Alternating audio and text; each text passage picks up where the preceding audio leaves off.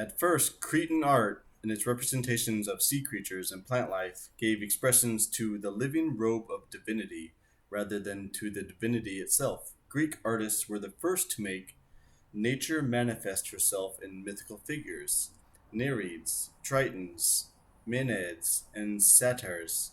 The later art of Crete prepares the way for this use of definite figures in the place in its clearer vision of divinity.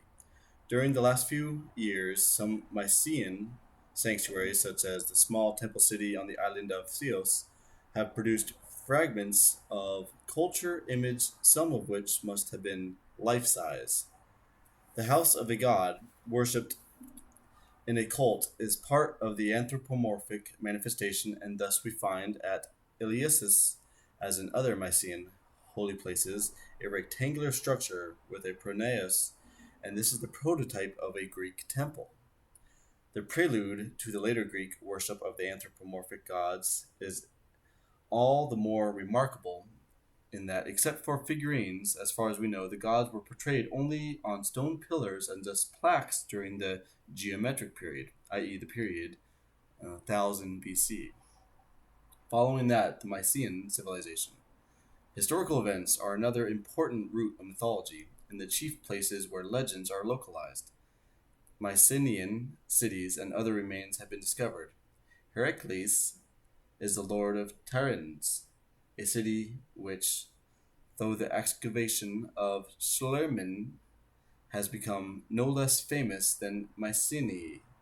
Minos ruled in Crete, where the Athenian Theseus overcame the bull-headed man, the Minotaur. In Argos we find Adrestus, who is commander in the war of the Seven against Thebes. The Argonauts, when they set out to win the Golden Fleece, start from Iopas in Thessaly. They were originally Menians from the Boeotian Archmonius, where particularly fine tholos tombs have been preserved. From Aphidnae in Attica comes Theseus, the first abductor of Helen. The Dioscuri, who bring home their ravished sister, come from Sparta. From Troy comes Paris, and no sooner has Helen been married to Menelaus, king of Sparta, than he steals her away again. But this time a greater undertaking is necessary to win her back. Menelaus' brother, Agamemnon, king of Mycenae, leads the united Greeks on a campaign of revenge on the Trojans. The table of the map on page 182 show other correspondence between archaeological sites and places in which legends are localized.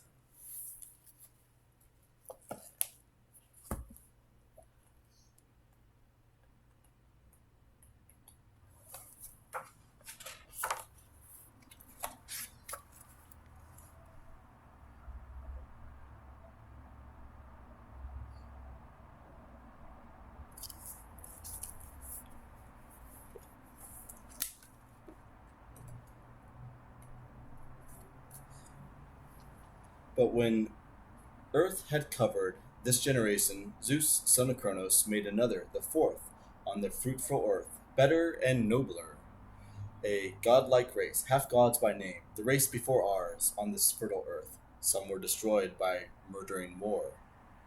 At seven-gated Thebes, the land of Cadmus, as they fought over the flocks of Oedipus, others when they sailed over the sea to distant Troy, for flowing-haired Helen.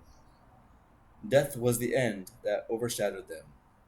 But to others Father Zeus, son of Cronos, gave a living and a home, far from men, at the end of the world.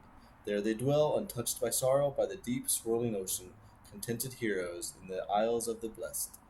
3 times a year the grain-given earth bears honey sweet fruit. Far from the gods, Cronos rules over them.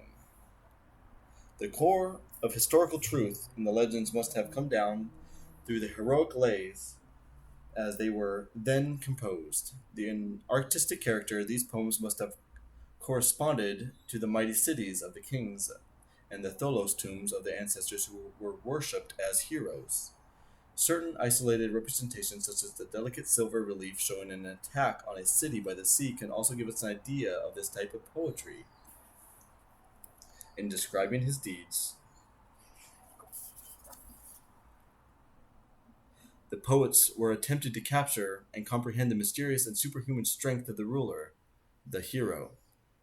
They must have possessed the courage to go beyond the mere description of glory and greatness as the practice with the other peoples, and to go on to describe curses and sacrilege in their lives of the heroes revered for superhuman beings.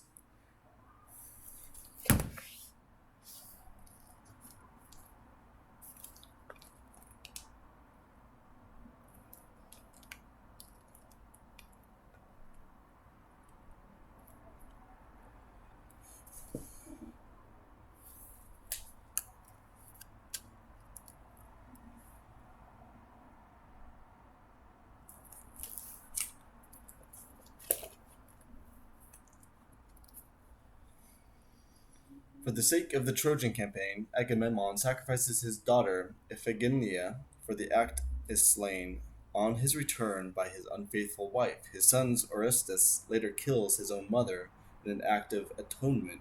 Boldness in portraying the horror of such reality acquires its greatest profundity in classical tragedy.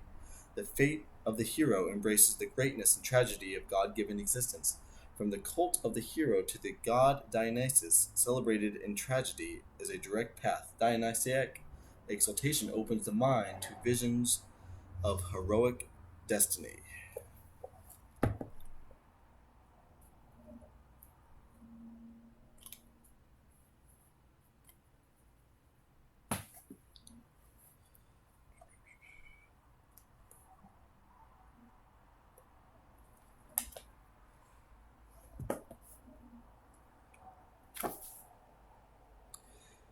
When the first Greek tribes migrated to Hellas shortly after 2000 BC, they must have certainly have brought with them some of their own legends, and these we may call primeval myths. In their new homes, these myths were supplemented with the immeasurable richer tales, which they learned from the ancient Mediterranean peoples, among whom the inhabitants of the Greek islands stand out as exceptionally gifted. The Greeks gained a clearer conception of the great goddess's mistress of life in her various manifestations, as Hera in her role of consort to Zeus, lord of the heavens, and also as Demeter, Mother Earth, and Aphrodite, who enjoyed her lover Adonis, loses him, and then wins him back again. In other places, she was manifest in Athens, where armed state of an expression of the immense power of divinity. Aphrodite and other goddesses can also appear armed. In yet other places she appears as Leto, mother of the twins Apollo and Artemis. She could also be worshipped as Meter, the universal mother, the great goddess, and even be manifested in Artemis herself.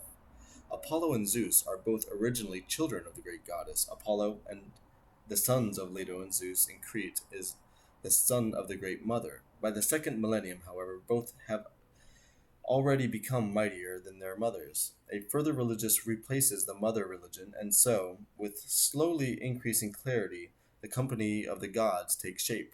The differentiation of mythical figures becomes even more clearly comprehensible in the first millennium. But even in the early period, a variety of legends must have been great enough to afford a correspondence between the world of the spirits and the wealth of forms encountered in the external world.